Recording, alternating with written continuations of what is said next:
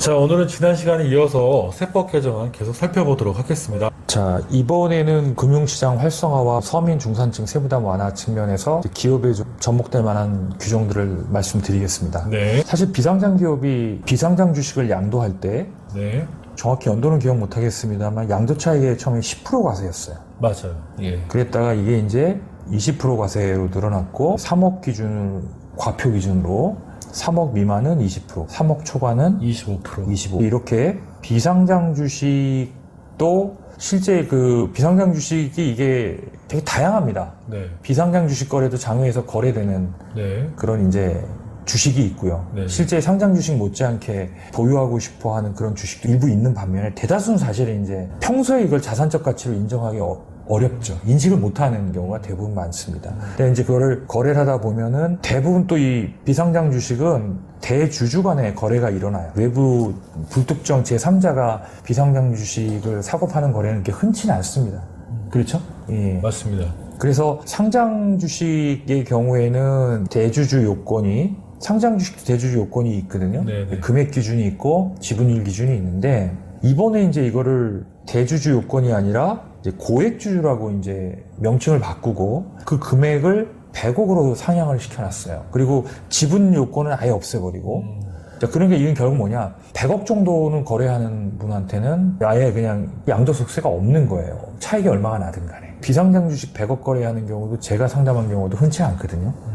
예, 근데 비상장 주식은 뭐 3천만 원, 5천만 원만 거래해도 그 차익에 대해서 지금 현재 세율로는 20%의 양도세를 부담해야 되는 거예요. 근데 결국에 상장 주식을 거래하는 경우에는 페이버를 준 건데 비상장 주식은 이런 어떤 혜택이 없네요. 그렇죠. 그러면 비상장 주식도 이렇게 이런 혜택을 줬다면 상장 주식도 비상장 주식도 종전같이 10% 세율 체계로 가야 되는 게 아닌가. 형평성 논란 굉장히 차이가 많이 나는데요. 그렇죠. 이제 우리가 수익이 많을수록 또 자산 규모가 클수록 세부담이 더 느는 게 맞잖아요. 네네. 그런데 상장 주식하고 비상장 주식하고 같은 가액을 비교하면 유동성, 뭐 환금성, 안정성 다 떨어지는데 오히려 그런 자산을 거래할 때의 세율 구조가 더 높다라는 거니까요.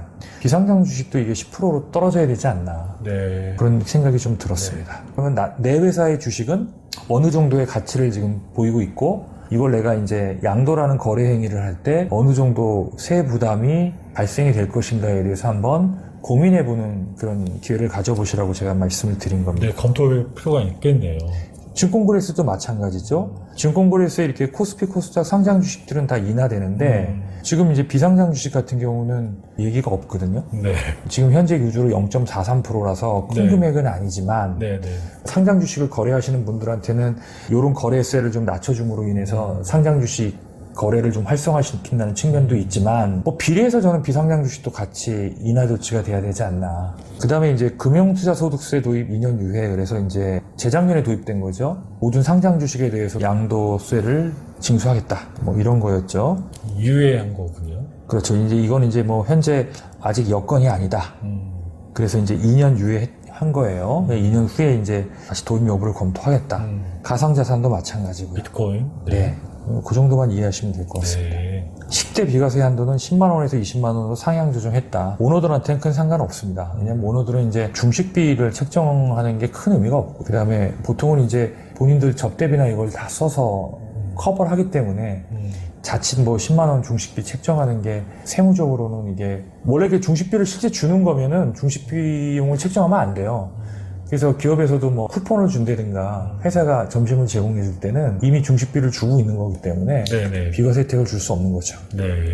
퇴직소득세 부담 완화에 대한 부분이 좀 미미한 것 같습니다. 뭐 크게 바뀐 것 같진 않아요? 그렇죠. 근데 예를 들어서 이제 일반 근로자들 같은 경우는 뭐 퇴직금이 1억 넘는 경우도 많지 않아요. 여기 이제 예를 든 경우 이제 5천만 원을 받는 분 같은 경우 현행 대비해서 이제 한 60만 원 정도 줄어든다. 그러니까 이제 소소한 이제 퇴직금 규모가 작은 근로자들한테는 그래도 뭐 의미가 있지만 뭐 오너들한테는 큰 의미가 없는 그런 제도라고 보실 수 있을 것 같습니다. 지난번에 강의 때 말씀드렸죠. 이제 청년 범위를 34살로 통합해서 그래서 그럼 34살에 적용을 받는 걸 밑에 한번 보시면 창업 중소기업 세액 감면 그다음에 뭐죠? 중소기업 취업자 소득세 감면. 예전부터 이걸 왜 통합을 안 하나 하는 생각을 하긴 했었어요. 맞아요. 헷갈렸어요. 예, 이걸 이렇게 놓으니까 자꾸 이제 업무 처리에 자꾸 실수 생기고 뭐 수정신고 경정청구하는 그런 사례가 생겼는데 어쨌든 34살로 통합됐으니까요. 기업적으로 상당히 혜택이 될 사안이 많죠. 다음에 이제 오너분들이 좀 신경 써서 보셔야 될 내용들이 이제 조세 회피 관리 강화입니다. 이건 이제 과거엔 내가 합법적인 절세인 줄 알고 했는데 이제 국세청이 이 사안에 대해서 이걸 조세 회피로 보겠다라는 거죠.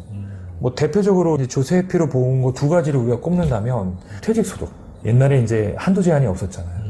네, 그러니까 이제 기업에서 임원퇴직 매수를 최대한 늘리는 거 이런 것들은 이제 조세 회피를 행위로 보고 한도를 정하는 부분이 하나 생겼고요. 두 번째 뭘까요? 차등배당. 차등배당도 원래는 이제 대주주가 소액주주에 대한 이제 배당 청구권을 좀 더 보장해주기 위해서 나름대로 법을 둔 건데 이게 이제 소액주주가 이제 특수관계인 간에 부의 무상 이전에 정가의 보도처럼 이용되다 보니까 이제 차등배당도 이제 증여세를 과세하는 이런 식으로 이제 바뀌었죠.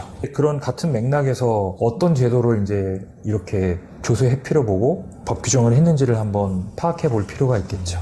양도소득세 2월과세 제도를 좀 합리화했다라는 겁니다. 양도소득세 2월과세라는 거는 개념을 보시면 증여자의 취득가액을 기준으로 양도차익을 계산하여 수중자에게 양도세를 계산한다. 무슨 얘기냐면 남편이 이제 아내한테 증여를 했어요. 1억짜리를 6억에. 그럼 현행세법에서는 이거를 5년 있다가 매각을 하면 5년에 10억에 매각을 했어요. 네. 그럼 양도차익을 얼마로 보겠다는 거죠? 5년 경과 후에 4억으로 되고 있죠. 그렇죠. 이걸 4억으로 보겠다는 건데 만약에 그럼 5년 미만에 네. 이내에 팔게 되면 취득가액을 얼마로 본다? 1억으로 본다. 예, 그렇죠. 1억으로 네. 본다는 예. 거죠.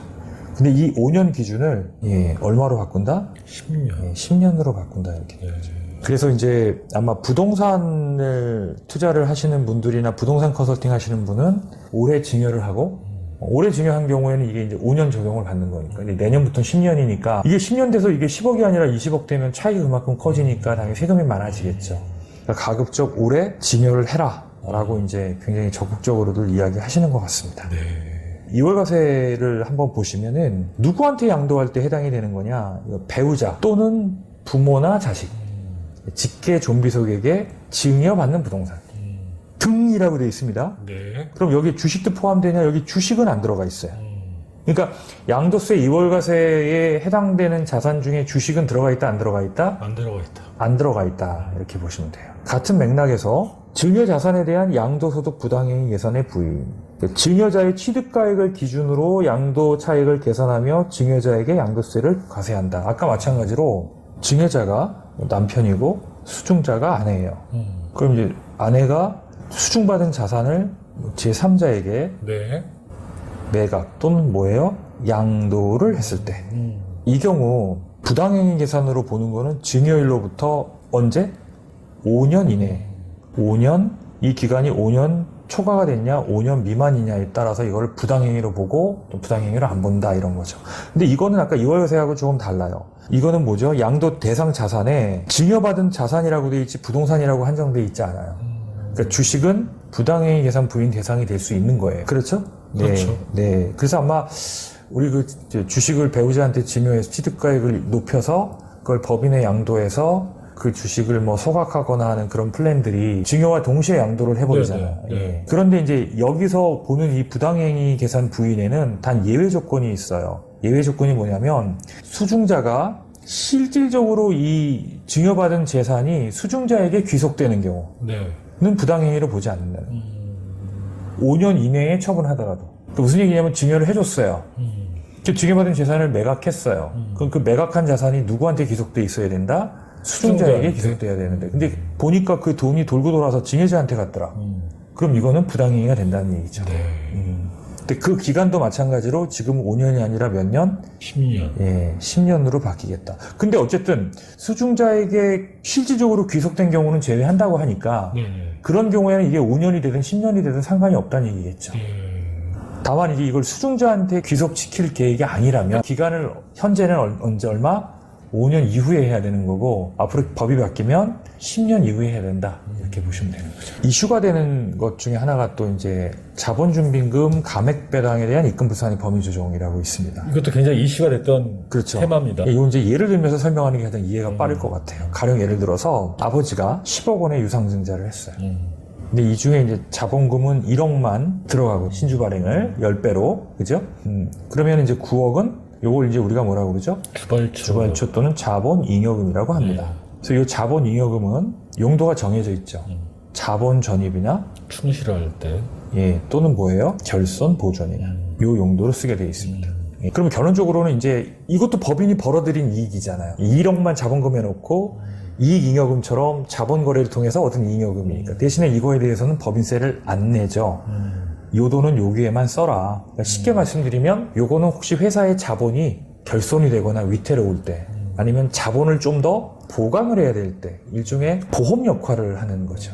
근데 우리 보험이 더 많으면 보험을 리모델링 해라 이렇게 얘기하듯이 이게 너무 많을 필요는 없는 거예요.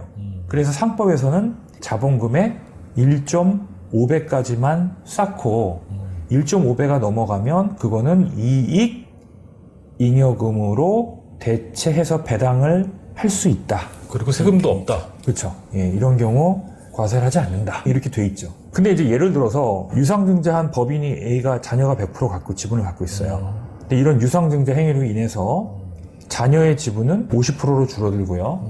이제 부의 지분도 50%를 받았어요.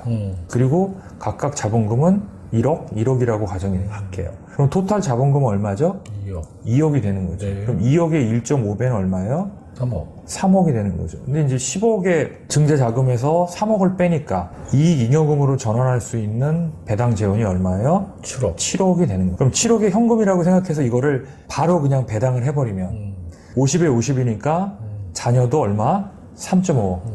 부도 얼마? 3.5억 배당을 세금 없이 받을 수 있다는 거죠. 그런데 이제 여기서 좀 갸우뚱거려지는 거죠. 아버지는 자기가 넣은 돈 자기가 돌려받은 거니까 이건 세금 문제가 없겠지만 이 행위를 해서 아들의 경우에도 아버지 돈을 이렇게 증여받은 효과가 발생이 되잖아요. 그럼요. 네네. 예, 무슨 말인지 이해가 되죠. 네. 물론 나중에 이제 자녀가 자녀 지분을 양도할 때 우리가 양도할 때는 양도가액에서 뭐를 빼줘요? 취득가액을 빼주죠. 네네. 여기서 요 감액배당 받은 거 요것도 빼줍니다. 그래서 그만큼 나중에 양도할 때 양도 차익이 늘어나긴 해요. 근데 양도세는 많아봐야 몇 프로네요? 25%. 25% 내죠. 근데 이걸 만약에 실적으로 이 자녀가 3.5억을 배당을 받았다면은 40%가 넘는 아마 세금과 그걸 냈을 거예요. 무슨 말인지 이해가 되시죠? 그럼 이번 세법에서 내국법인이 보유한 주식의 장부가액을 한도 인정. 그렇죠. 쉽게 말씀하시면. 그러니까 이제 요 장부가액, 요 취득가액 한도 내까지만 네. 이제 비과세를 인정하겠다 이렇게 보시는 게 맞다는 거죠. 자본 준비금을 통한 감액 배당은 의미가 없다고 보면 되겠네요. 그렇죠. 그래서 이제 요거를 이제 조세 회피 방지를 위한 어떤 그 제 규정 안에 요걸 포함시켰다는 얘기는 과거 그거와 상관없고 취득가액을 초과해서 그럼 만약에 나중에 자녀가 취득가액이 예를 들어서 이게 1억이었다. 그럼 1억 한도 초과된 거 3.5억이면 2.5억 초과됐잖아요. 그럼 그 세금을 걷어야 되는데 현행세법에서는 그것도 비과세란 말이에요. 그러니까 1억까지만 인정하고 초과된 거에 대해서는 그냥 배당으로 보겠다 이런 거죠. 네. 자, 지금까지, 오늘까지 3번에 걸쳐서 세법 개정안에 대한 중요한 핵심 포인트만 한번 살펴봤습니다.